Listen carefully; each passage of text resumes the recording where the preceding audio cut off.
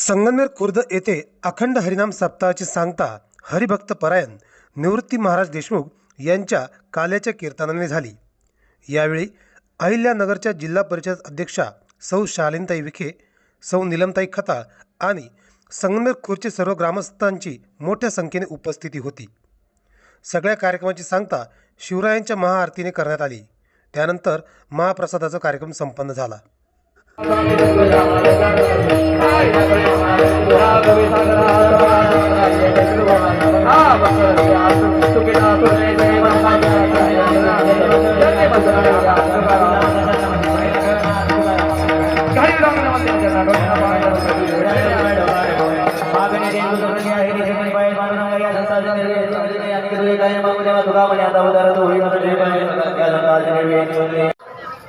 सर्व सांप्रदायिक वारकरी त्याचप्रमाणे सर्व सेवेकरी आजच्या या काल्याच्या कीर्तनाची आणि विशेषतः हरिभक्त परायण इंदोरीकर महाराज देशमुख यांचा अतिशय सुश्रव्य त्याचप्रमाणे मार्मिक आणि आपल्या आचरणामध्ये आणावे असे विचार ऐकण्यासाठी संगमनेर खुर्द आणि पंचक्रोशीचे सर्व बांधव आजच्या या काल्याच्या कीर्तनाची आवर्जून वाट पाहत होते आणि या काल्याच्या कीर्तनाच्या उत्साहात सहभागी होण्यासाठी अहिल्यानगर जिल्हा परिषदेच्या माजी अध्यक्षा आपल्या मार्गदर्शक आदरणीय शालिनताई विखे पाटील, त्याचप्रमाणे संगमनेर तालुक्याचे आदरणीय आमदार अमोलजी खताळ साहेब यांच्या सुविद्य पत्नी नीलमताई खताळ, तसेच संगमनेर खुर्द आणि परिसरातील युवा सामाजिक कार्यकर्ते आदरणीय राजनदादा शिंदे, त्याचप्रमाणे भारतीय जनता पार्टीचे तालुका अध्यक्ष साहेबराव वलवे पाटील आणि सर्वच मान्यवर मंडळी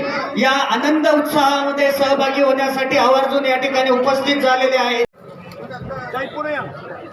आपल्या या गावामध्ये अखंड हरिनाम सप्ताहाच्या निमित्ताने आज काल्याचे कीर्तन ज्यांनी केलं, ज्यांच्या मधुरवाणीने आपण हे कीर्तन सेवा श्रवण केलेली आहे, असे हरिभक्त परायण निवृत्ती महाराज इंदोरीकर, व्यासपीठावरील सर्व गायनाचार्य, मृदंगाचार्य, सर्व आमचे टाळकरी, सर्व ग्रामस्थ, महिला बंधू भगिनींनी, खरं तर 7 दिवसापासून वेगवेगळे संत मंडळी त्यांनी येऊन जे काही कीर्तनरूपी सेवा आपल्याला दिलेली आहे आणि चांगले विचार आपण इथं ऐकलेले आहेत।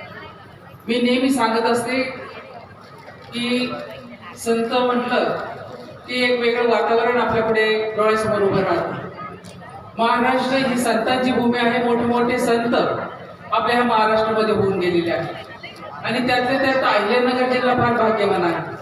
अनेक संतांची पावलं आपल्या ह्या महाराष्ट्रामध्ये अहिल्यानगर जिल्ह्यामध्ये लागलेली आहेत आणि महाराजांनी कीर्तन करत असताना अनेक चांगली उदाहरणं, समाज प्रबोधन चांगल्या पद्धतीने आपलं केलं पाहिजे, जीवन कसं जगलं पाहिजे हेही त्यांनी त्यांच्या कीर्तनातून सांगितलेलं आहे। संत ज्ञानेश्वर महाराजांनी जिथं ज्ञानेश्वरी लिहिली ती सुद्धा आपल्या अहिल्यानगर जिल्ह्यामध्ये नेवाशा तालुक्यामध्ये पैस खांबाला टेकून लिहिलेली आहे।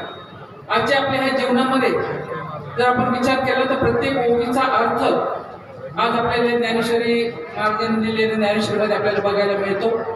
आणि हे बघत असताना आपण जर बघा, आमची एखादी जर राजकारणाची सभा असती तर गाडी पाठवूनही आमच्या महिला भगिनी एवढ्या मोठ्या संख्येने उपस्थित झाले नसत्या, परंतु परमेश्वराच्या नावामध्ये एवढी मोठी ताकद आहे की आपण सर्व पायाने चालत इथं आलेले आहे। म्हणून देवावर श्रद्धा ठेवा, फक्त अंधश्रद्धेला बळी पडू नका, हेच आता महाराजांनी आपल्याला सांगितलेलं आहे। आपण दररोजच्या वर्तमानपत्रामध्ये असेल, आपल्या मोबाईलमध्ये जे काही वेगवेगळ्या बातम्या आपल्याला ऐकायला मिळत असतात, कमीत कमी याच्यापासून सुद्धा आपण बोध घेतला पाहिजे। आपल्या मनगटात बळ असेल तर आपण कुठेही काही करू शकतो, हे आता महाराजांनी त्यांच्या कीर्तनातून आपल्याला सांगितलेलं आहे। म्हणून जास्त वेळ न घेता मला एवढंच सांगायचं आहे की आमच्या महिला भगिनींनी जे काही कीर्तन 7 दिवस आपण इथं ऐकलेले आहेत, हे ऐकत असताना ते विचार आपल्याला आचरणामध्ये आणायचे आहेत आणि चांगले जर विचार आपल्या आचरणामध्ये आणले तर निश्चितच परमेश्वर तथास्तु म्हणत असतो। महिला हे शब्दाचा अर्थ म म्हणजे मान, ही म्हणजे हिम्मतवालीला म्हणजे लाजरी, या तिन्ही गोष्टी उपयुक्त असल्या आमच्या महिला भगिनी आपल्या ह्या जीवनामध्ये चांगलं काम करून एक आदर्श असं आपण निर्माण केला पाहिजे।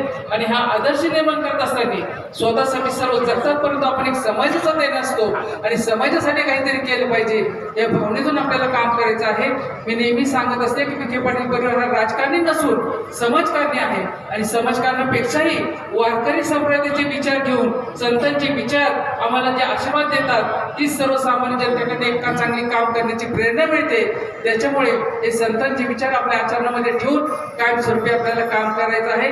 एवढंच मी आपल्याला सांगते. मोठे संतांनी आपण सर्व इथे उपस्थित झालेला आहात आणि सर्व ग्रामस्थांनी जी काही एकजूट दाखवलेली आहे, 7 दिवस जो काही आपण हा सप्ताह केलेला आहे, विचाराची जी देवाणघेवाण केलेली आहे, अन्नदान केलेलं आहे, हे सर्वात महत्त्वाचं काम आपल्या या गावाने केलेलं आहे.